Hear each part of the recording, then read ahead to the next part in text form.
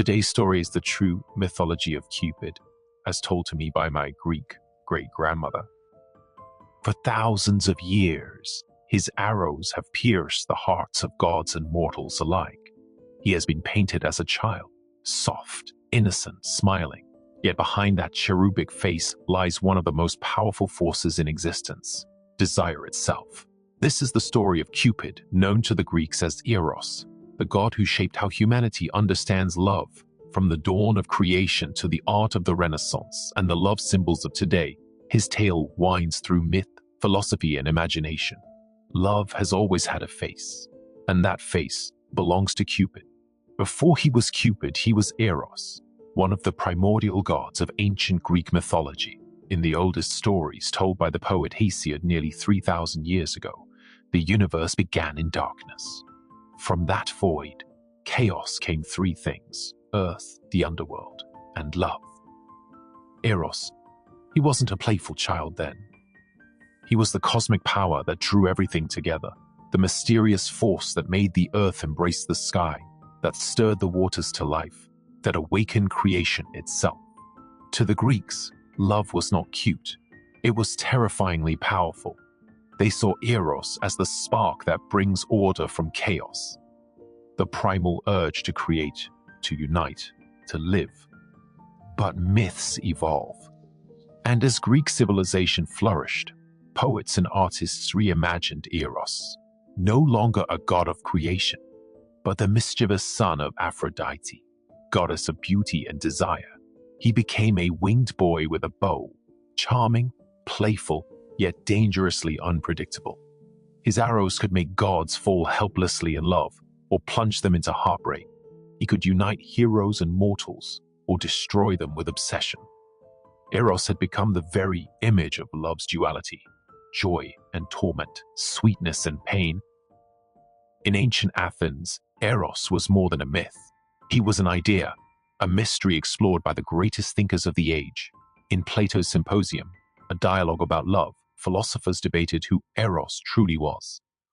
One described him as a messenger between gods and mortals, a spirit that binds humanity to the divine. Another saw him as the force that drives us toward beauty and wisdom. For Plato, Eros was not simply physical desire. It was the yearning of the soul for something higher, something eternal. That idea would echo across centuries. Love as a bridge between earth and heaven. When the Romans conquered Greece, they inherited its gods and gave them new names. Eros became Cupid, and Aphrodite became Venus. But something profound changed. The Romans softened Eros's wild edges. Cupid, in their eyes, was no longer a cosmic power. He was playful, tender, mischievous. The god of desire became a symbol of romance. Roman artists depicted him as a chubby, winged child, the familiar figure we still know today.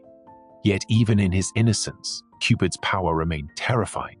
A single arrow from his bow could change the fate of nations, turn gods to fools and mortals to legends. The Romans loved to tell stories of his pranks, how he toyed with gods, how even his mother Venus could not escape his tricks. But one story would rise above them all. A tale so human, so tragic, it would define love itself for centuries to come. In this story, the god of love himself becomes the victim of his own power. Psyche, a mortal woman of such beauty that people began worshipping her instead of Venus, awakens the goddess's rage. To punish her, Venus sends her son, Cupid, to make Psyche fall in love with the ugliest creature on earth. But when Cupid sees her, he is struck, not by his own arrow, but by love itself, unable to carry out his mother's cruel plan. He whisks Psyche away to a hidden palace. There, in darkness, he visits her each night, their love secret, unseen. But she must never look upon him. At first, Psyche is content, but whispers of doubt creep into her mind. One night, curiosity overwhelms her. She lights a lamp, and in the golden glow, she sees the face of the god of love himself. Startled, Cupid awakens and flees. Heartbroken, Psyche wanders the earth, searching for her lost love. Venus, still vengeful, subjects her to impossible trials, separating a mountain of seeds, fetching water from deadly rivers, and descending into the underworld itself. Each task nearly kills her. Yet with help from the gods, and from love itself, Psyche endures. At last, Jupiter, king of the gods, takes pity. He grants Psyche immortality, reuniting her with Cupid. And in the heavens they are married, love and the soul forever joined. To the ancients, the meaning was clear. True love is not mere desire, but a journey through pain, trust, and transformation. It is the soul's ascent toward the divine. As the ancient world faded and Christianity rose, Cupid's image changed again. The church frowned upon pagan gods, yet his essence, love, could not be erased. By the Middle Ages, artists began to reinterpret him. Cupid became an allegory, representing both holy and earthly love. Sometimes he appeared blindfolded, symbolizing that love is irrational, sometimes with a burning torch, passion. In this story, the god of love himself becomes the victim of his own power. During the Renaissance, a new age of art and philosophy breathed life back into the myths. Artists like Botticelli, Raphael, and Caravaggio painted Cupid not as a child, but as a beautiful youth, the eternal spark of desire, timeless and dangerous. Poets wrote of Cupid as the fickle master of hearts. Shakespeare invoked him in his sonnets. Painters surrounded Venus with playful cupids, putti, who embodied the chaos and beauty of love. To the Renaissance mind, Cupid was no longer just a myth. He was humanity itself, forever torn between passion and reason, body and soul. As the centuries passed, Cupid drifted from temples and galleries into the everyday world. By the 19th century, he had become the patron of Valentine's Day, the winged cherub whose arrows inspire romance. Artists and advertisers turned him into a symbol of sweetness, the messenger of chocolates, hearts, and roses. But behind the marketing, something ancient remained. Cupid, Eros, still embodies the same paradox the Greeks once feared and worshipped. Love can unite or destroy.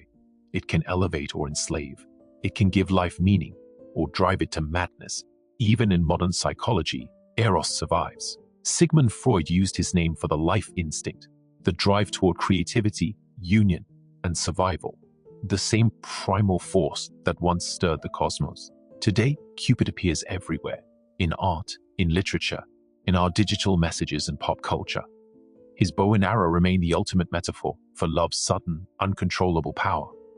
But the myth of Cupid is not just about romance, it's about the human condition, our endless search for connection, beauty, and meaning.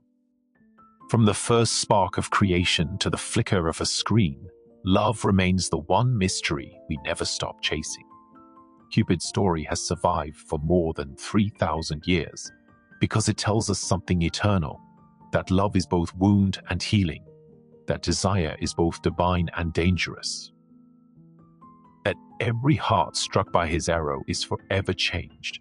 In the quiet halls of museums, on ancient vases, in poetry and paintings, Cupid still smiles, timeless, ageless, eternal. We may not believe in gods anymore, but we still believe in love, and perhaps that is why Cupid endures. He is the heartbeat of myth, the whisper of the soul, the laughter, and the tears of humanity itself. The god of love may have lost his altar, but he has never lost his aim. Remember, viewers, next time you fall in love, is it true love, or have you been shot by Cupid's arrow? Until we meet again, don't let love get in the way of watching our next video.